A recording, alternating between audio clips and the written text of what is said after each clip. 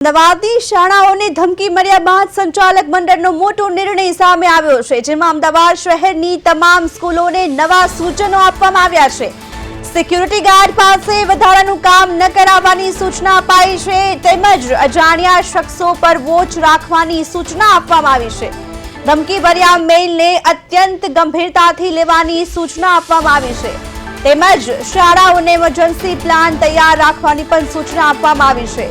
શાળાના પ્રવેશ દ્વાર પર ફરજિયાત ચેકિંગ કરવાનું રહેશે તેવી પણ કડક સૂચના અપાઈ છે। આ ઉપરાંત પોલીસ, ફાયર તથા એમ્બ્યુલન્સના નંબર ઉપલબ્ધ રાખવા જેવા વગેરે નિર્ણયો લેવામાં આવ્યા છે। અમદાવાદની અનેક શાળાઓને ધમકી મળ્યા બાદ હવે સંચાલક મંડળનો મોટો નિર્ણય સામે આવ્યો છે। અમદાવાદ શહેરની તમામ શાળાઓને નવા સૂચનો આપવામાં આવ્યા છે।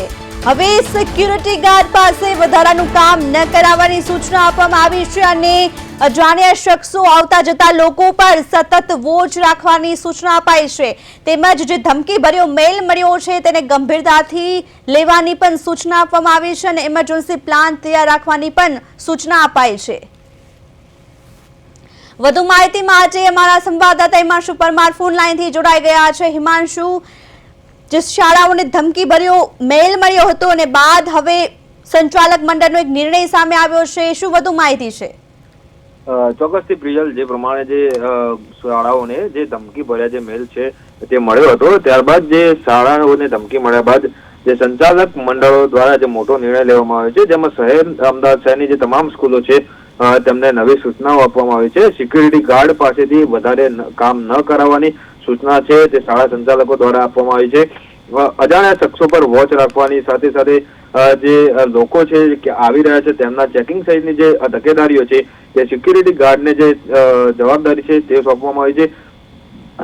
જે ધમકી ભર્યો જે ઈમેલ છે બોમ્બથી ઉડાડી દેવાનો જે મળ્યો હતો, અત્યંત ગંભીરતાથી જે મુદ્દાને જે ધમકી ભર્યા મેલને લઈને જે પ્રમાણે જે 26મી જાન્યુઆરીએ જે સ્કૂલોને ઉડાડી દેવાની જે ધમકી ભર્યો મેલ મળ્યો છે તેની તકેદારીના ભાગરૂપે જે શાળા સંચાલકો છે તેમના દ્વારા આ પ્રકારનો જે છે તે નિર્ણય લેવામાં આવ્યો છે।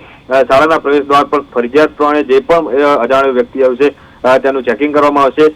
તમામ શાળાઓ પર પોલીસ, ફાયર, એમ્બ્યુલન્સના જે નંબરો છે તે પણ લગાવવામાં આવશે। એટલે આ પ્રમાણે જે તકેદારીના ભાગરૂપે જે શાળાઓને ધમકી ભર્યા જે મેલ છે તે મળ્યા બાદ જે સંચાલકો દ્વારા જે છે તે આ પ્રકારનો જે મોટો નિર્ણય છે તે લેવામાં આવી રહ્યો છે। પ્રિયલ, હિમાંશુ, આજે શાળાઓને ધમકી મળ્યા બાદ શાળાના પ્રિમાઇસીસમાં આસપાસમાં સુરક્ષાના ભાગરૂપે કેવા પગલાઓ ભરાઈ રહ્યા છે, કારણ કે આગામી 26મી જાન્યુઆરીને લઈને કઈ સુરક્ષા બંદોબસ્ત ગોઠવવામાં આવ્યો છે?